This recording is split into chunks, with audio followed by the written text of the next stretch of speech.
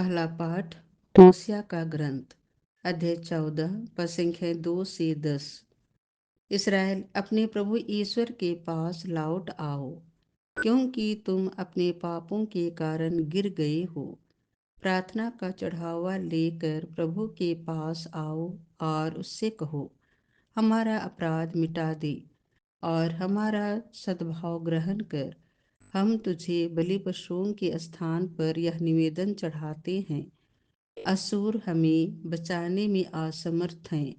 हम फिर कभी अपने घोड़ों पर भरोसा नहीं रखेंगे और अपने हाथों की बनाई हुई मूर्ति से नहीं कहेंगे, तो हमारा ईश्वर है। प्रभु, तू ही अनाथ पर दया करता है। मैं उनके विश्वासघात का घाव भर दूंगा। मैं सारे हृदय से उनको प्यार करूंगा, क्योंकि मेरा क्रोध उन पर से दूर हो गया है। मैं इसराइल के लिए ओस के सादृश बन जाऊंगा। वह सोसन की तरह खिलेगा और लेबानोन के बतूल की तरह जड़ें जमाएगा। उसकी टहनियाँ फैलेंगी, उसकी शोभा जैतून के सादृश होगी और उसकी सुगंध लेबानोन के सादृश। इसराइली फिर मेरी छत्रछाया में निवास करेंगे और बहुत सा अनाज उगाएंगे। वे दाखबारी की तरह फलेंगे फूलेंगे और लेबानोन की अंगूर की तरह प्रसिद्ध हो जाएंगे। अब इब्राहिम को द्यो मूर्तियों से क्या, मैं ही उसकी सुनता और उसकी सुध लेता हूँ। मैं सदाबहार सनोबार के सादृश हूँ, मुझसे ही उसे फल मिलते हैं। जो सदाबहार समझदार है वह इन बातों पर विचार करे। जो बुद्धिमान है वह इन्हें अच्छी तरह जान ले।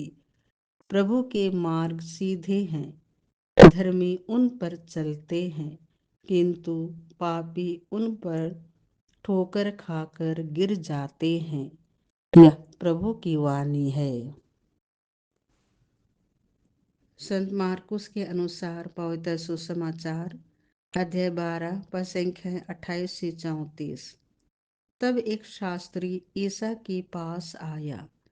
उसने यह विवाद सुना था और यह देखकर कि ईसा ने सदुकियों को ठीक उत्तर दिया था, उनसे पूछा, सबसे पहली आज्ञा कौन सी है?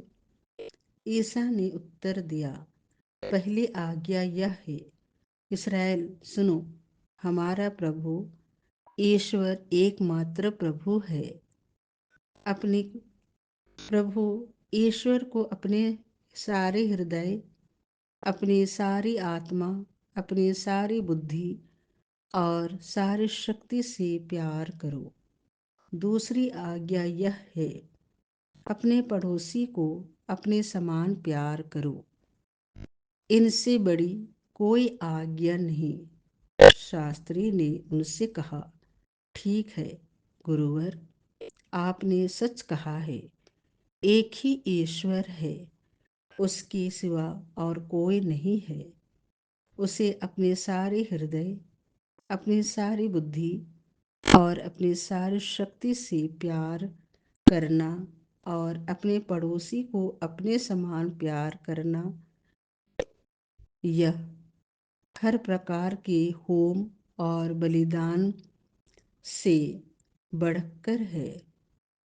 ईसा ने उसका विवेकपूर्ण उत्तर सुनकर उससे कहा, तुम ईश्वर के राज्य से दूर नहीं हो। इसके बाद किसी को ईसा से और प्रश्न करने का साहस नहीं हुआ। यह प्रभु का सुसमाचार है।